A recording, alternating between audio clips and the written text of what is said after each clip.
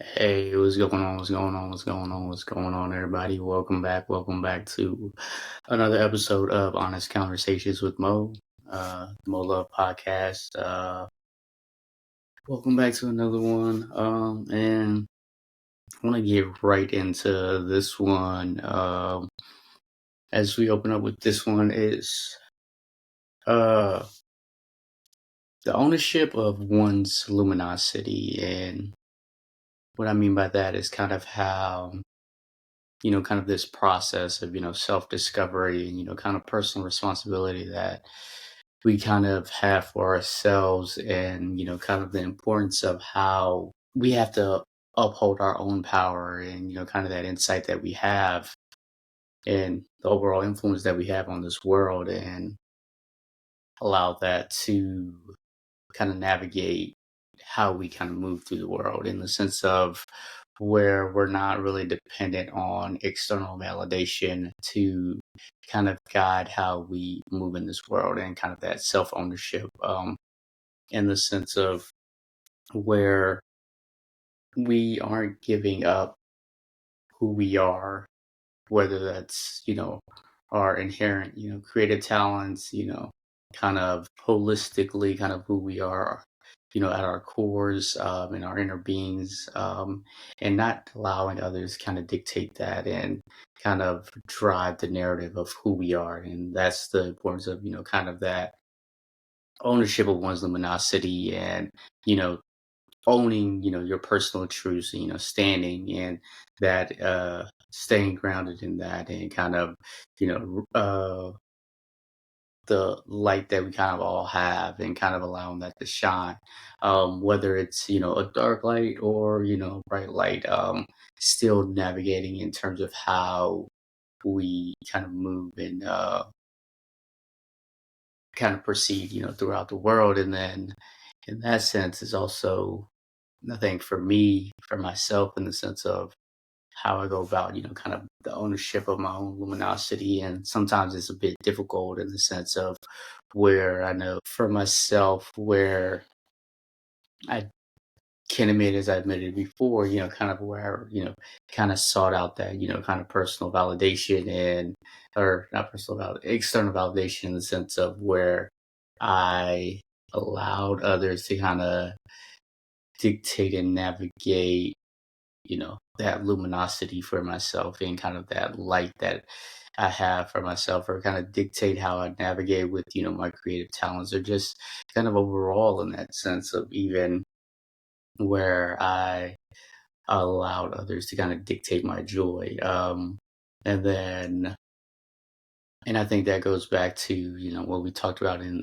previous episodes in the sense of where that sense of perfectionism, where I became so gung ho on being perfect that it kind of blinded me in the sense of where I wasn't, staying grounded in my personal truth. I was just trying to be so perfect or um, embody that sense of perfectionism that I essentially would require kind of that confirmation from others of like, okay, I did go, or I would go about kind of waiting so long for the right moment that sometimes, obviously, knowing there's never a right moment, but it where things kind of became lost and missed opportunities in that sense as well, um, and then also in the sense of where I often wasn't you know, the man that I needed. And I think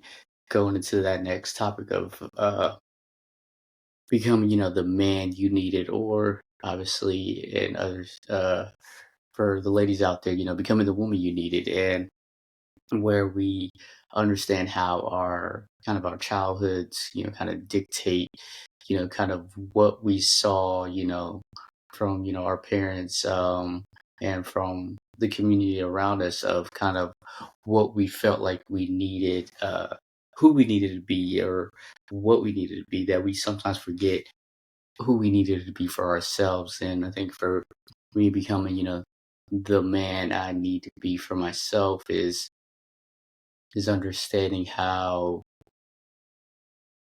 I I understand the power of, being true to myself in the sense of where I'm content with, my imperfections being seen, and not kind of forcing the issue, or kind of, you know, kind of navigating the world in that, that sense of perfectionism, where I'm constantly, seeking out control, and trying to dictate outcomes, where that's not who I need to be. That's not the man, I need, and kind of becoming the man that I need is knowing that as I continue to cultivate this sense of self-awareness of where, all right, where are the things that, I need to let go of, or uh, the things of not feeling things need to be necessarily difficult. Like, for instance, for myself, I make pleasure seem so difficult. And I mean pleasure in the sense of, kind of all things kind of tying back into that sense of joy, where it becomes difficult for me because I see it more so kind of as a reward or something to be deserving, where I don't really, provide that to myself in the simplest pleasures. And I think I, kind of tie back into, kind of that overwork and over functioning, where I kind of, put that self-worth of myself, within, kind of tie back into the external validation. And I think that sometimes kind of uh confuses us, and kind of, kind of hinders us in the sense of where we're not really allowing ourselves to really bloom and blossom, and really, you know, become who we need to be for ourselves. And it's not something that's, obviously going to be easy or going to happen, overnight. But I think having, kind of that awareness in the sense of, okay, this is this is who I want to be. This is who I need to be for me, and not necessarily for others. And I think when we kind of really sit there and really figure out, all right, who do we need to be for ourselves, and how do we go about that, and taking those necessary steps to be that person for ourselves, um, because because it becomes easier when you're, in that rut, or, kind of, get complacent in the sense of it's easier to, you know stand still on what's been comfortable, you became you know what you became content with. And I think this goes into the next area of kind of being comfortable performing than being known. And I think for myself, of someone, who I can, oh, I guess I always kind of try to fight against it in the sense of how, social I could be. I always kind of, joke around and say, I'm an anti-social socialite, but in the sense of where that social aspect is where I got so content of being comfortable, performing, kind of putting on those performances, then really allowing people to really know who I am. And I think that, as I said kind of earlier, is kind of going back into, that perfectionism of, all right, you know, curtailing, this perfect image, whether, it's, through, you know, just overall, that we don't want to be seen as, flawed.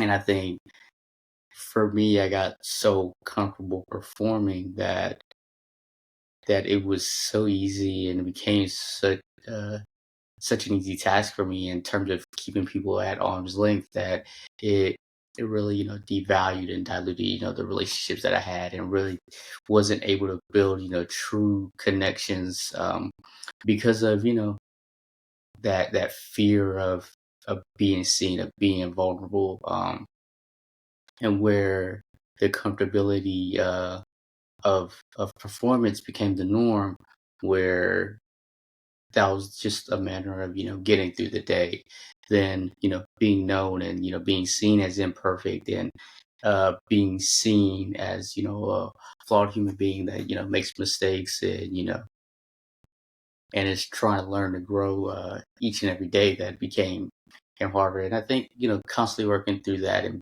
being, more vulnerable on my side, and kind of trying to get out of that performance mindset because, like I said, it became so natural that it was hard to all right turn off that bubble, and in the sense where I essentially kind of created a self my curated a self of myself over, kind of the messy presence of, kind of who we can be, of that being very authentic and being real and realizing how oftentimes, that costs me and love in the sense of not love just in the romantic sense, but also, love, platonically, uh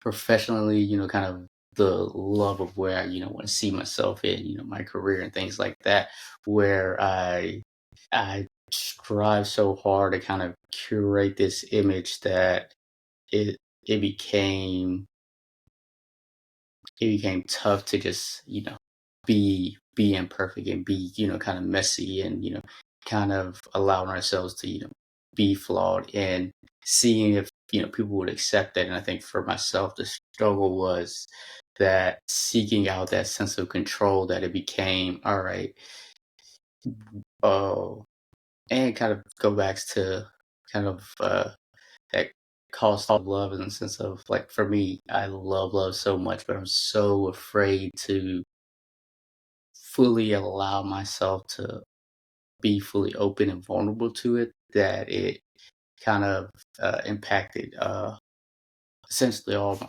relationships in the sense of whether it's romantically and maybe you know dating someone and find interest in someone but just don't know where it's easier to kind of create this image but not really allow myself to truly be seen and then once the connection derails, it's kind of me going back and be like, oh, kind of prove myself like, oh, I knew that wasn't going to go well, anyways, and then kind of go back into the next role, for the next connection, or whether it's professionally and kind of working so hard and not being willing to kind of seek out help or willing to delegate and feeling the need to bear so much. So much of a load on myself that it that's how I constitute, kind of, that worth of all right, you know, working so hard is obviously going to lead to necessary results and then those next steps, you know, obviously it wasn't obviously going to instantly come to fruition. And I think that eventually, causing myself to, become burned out or kind of, hurting myself from fully expanding and growing, as a leader, as an individual. And then also in the sense of, when uh it came to, even with family where uh they obviously see the messy side of myself, that messy presence, but sometimes not being as vulnerable or fully vulnerable, fully, whether it's family or friends, and then it's hidden in those necessary relationships as well. And I think when tying back into that kind of that that sense of ownership of, all right, how do I own this part of myself and take full responsibility of you know l- living life with kind of that meaning and kind of owning my light at, in my owning the light of how I navigate or exist in this world, and it's not something I've instantly kind of figured out. It's not something that I know I'm not going to instantly figure out, but I know it's something that I'm working through and kind of striving to kind of figure out, um where I hold myself to such a high standard that I know that it's impossible to meet. And then I think that goes back to kind of that curated self of kind of living up to those unrealistic expectations that I've created for myself that it becomes so hard to be messy, um, or exist, as a yes, as flawed where that's costs cost me, necessary, cost me love in the sense of where, um, as I kind of go back to, kind of waiting for the right person that can, whether it's, meeting these unnecessary and unrealistic expectations, or even for myself of, timing and things like that. And it just showed how much more difficult I was, making things on myself, and still tend to do often, and trying to figure out of how to let the guard down. And it's not something that's been easy for me or ever been easy for me. It's the sense of, all right, how do I let my guard down and just, let others see me for me. And I'm not saying, I have this, or I'm constantly performing like every single time. There are those glimpses and moments that maybe others have caught, that have, connected with me in the past, that may have caught that. I think even for, when you look at it for yourself too, is like when you catch yourself performing, you're just only hurting the relationship that you're looking to build from fully developing, because being present and being, kind of fully authentic, lasts and is real, versus where, all performances eventually come to an end. And eventually, as as I continue to perform, it eventually ends those, those necessary relationships that I was genuinely looking to build. And I think even for anyone out there too, is realizing like, hey, when you're performing, how are you? Who not only how are you uh kind of dictating how you move and kind of control the different outcomes in your world, but also who are you becoming when you're performing, and things of that nature. Are you becoming a version of yourself when you're performing that, it's this perfect light, perfect image, or are you a person that you don't necessarily want, to take, full responsibility and kind of put, the blame on others in terms of, your own luminosity and things of that nature. So I think it's very important to understand, kind of, if you are a performer, in that sense of, how are you performing? And then what does that mean in, being known? What does being known for you kind of look like? And I think for me, being known for me looks like just knowing that all my, my greatest strengths and my greatest, abilities don't require, kind of that validation from others, that I've provided to others to kind of confirm for me.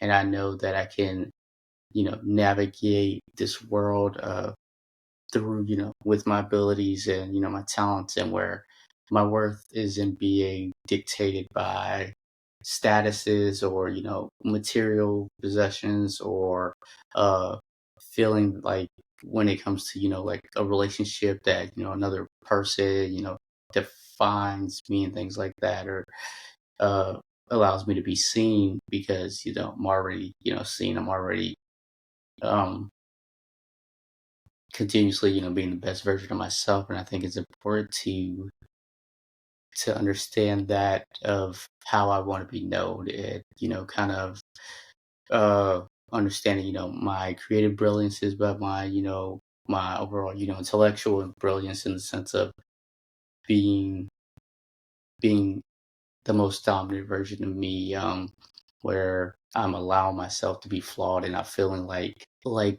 pleasure is something that is undeserving for me, and that it's something that I have to work so hard for, that it's something, I can easily grant to myself. And then also in the sense of just being, because I became content, of course, with my flaws, but I think allowing myself to be content with my flaws in the world, and not feeling like, constantly judged, or constantly uh, you know, not being enough for others because it's not dependent on others to see me as enough. That's up to me day in and day out. So I think those are just the things of how I kind of, not only want to be known, but how do I, you know, as I say, kind of take, come off the stage, the acting stage of, the performances and just fully navigate in the messy parts of who I am. And then from there, want to jump into, of course, as we know what's going on right now in the world of sports, the WNBA Finals. Earlier today, the Aces went up 2-0 on the Phoenix Mercury, where Jackie Young and Asia Wilson had 62 combined points. Just recently ended the game, but looking like the Aces are cooking and rolling. Obviously, game one was a tough one, 89-86. Game two was a runaway for the Aces. And I remember I was telling someone, I think my prediction was, what was it? It was game six, Aces and six. And I think, I don't know, I feel like how the Aces are hooping, I feel like this has been a solid matchup for the Aces in comparison to obviously the tough series that went down to 5 against the Fever, and then obviously um, a tough one against Seattle as well, in the sense of, the quicker guards, Kelsey Mitchell, Skylar Diggins, and now obviously AT's obviously a tough one herself, but I think it's a more formidable matchup for the Aces. I'm thinking might still stick to 6, but I think I'm gonna go 5 Aces and 5. And obviously from the Aces, at the midway point, being 500 and then going on that 16-game winning streak and, continue to hoop into the playoffs. Another thing I want to get into is obviously as the WNBA season kind of winds down, the controversial comments by Nafisa Collier to Commissioner Kathy Engelbert, whatever her, we don't care about Kathy, but the comments toward Kathy and her. In my opinion, I feel like Kathy should step down at this point. I mean, do the right thing. The league's heading into CBA negotiations in not October. I want to say November. Or I think it is October. As soon as the season ends. Well, we are in October, but I think November. Whenever the negotiations starts, I think as soon as the season ends, CBA negotiations begin. Obviously. Yeah, it's going to be interesting. Obviously, you got expansion teams coming in Toronto. You got more coming in around the corner, and I think just to ensure the momentum of the league and just knowing that these women deserve to get paid. Just in terms of revenue that they've accumulated for the WNBA and NBA, and just understanding, hey, pay the players, and it's going to be interesting as we continue on with the CBA negotiations, and as it continues to build, it's going to be interesting. Do we see a lockout? Maybe, maybe not, but it'll definitely be interesting. It'll be something that'll be interesting for sure. But back to the WNBA Finals. And just the playoffs overall, it's been a fun playoffs. I think Indiana is going to be solid moving forward. Despite obviously how tough they played the Aces going into overtime for Game 5 and pushing them to the brink. Obviously losing Kelsey Mitchell. I want to say it was the third quarter. I forget exactly when her injury happened, but losing Kelsey Mitchell for the rest of that game. Obviously, Aaliyah Boston fouling out. Obviously, they didn't have Caitlin Clark throughout the playoffs and the rest of the season, but I think the Fever will be solid as they continue to build. I mean, Minnesota, the calls and everything, it was tough. Obviously, uh, the injuries to the Visa and Dejanay and kind of that full team and not being fully whole. And yeah, it was just the playoffs has been fun. It's been fun to watch. Obviously, the Liberty firing their coach after they were out. And I'm calling it Aces Championship. Uh, our four-time MVP, Asia Wilson gets another one, and the Aces get another one, led by Becky Hammond, Chelsea Gray, Jackie Young, Jewel Lloyd been hooping in this series early on. Been a huge, not only on big shots in game one and kind of when Jackie and Asia didn't have it, kind of being the cog, her and Dana Evans in that game one, and now obviously game two. Jackie and Asia were cooking. Chelsea Gray continues to ball out. And yeah, I think it's the Aces in five. Uh, I just don't think Phoenix has enough. Obviously, Kalia's been doing her thing, balling out. I think she had 19 game one, 23, 25 game two. Two's been struggling, but obviously, getting her buckets, but just overall, missing big shots and, the usual advantage that Aaliyah Tom usually hasn't been working in her favor this series. Obviously, the Aces being able to not only put, Alyssa Smith, Gustafsson, Asia Wilson, but also the quick hands of Chelsea Gray, Jackie Young, and Jewel Lloyd, and just being able to throw constant bodies at Alyssa Thomas is been tough for them. So it's gonna be. I think it's just Aces, another Aces one. But yeah, and then jumping into week 3 and week 4 of the NFL regular season. We've had some interesting interesting shockers early on in the season. Obviously, the for me the most shocking was my Falcons getting smacked 30-0 to the Carolina Panthers, where our offense was abysmal in week 3 against the Panthers.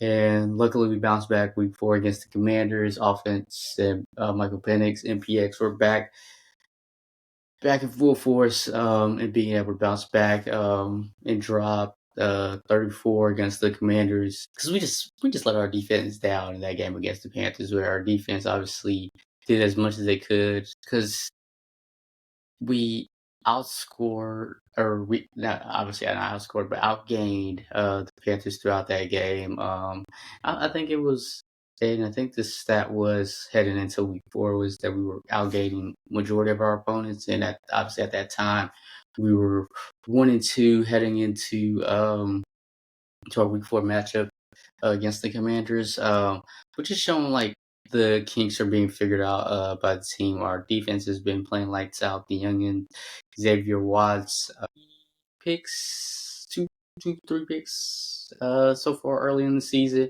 Billy Bowman been balling out.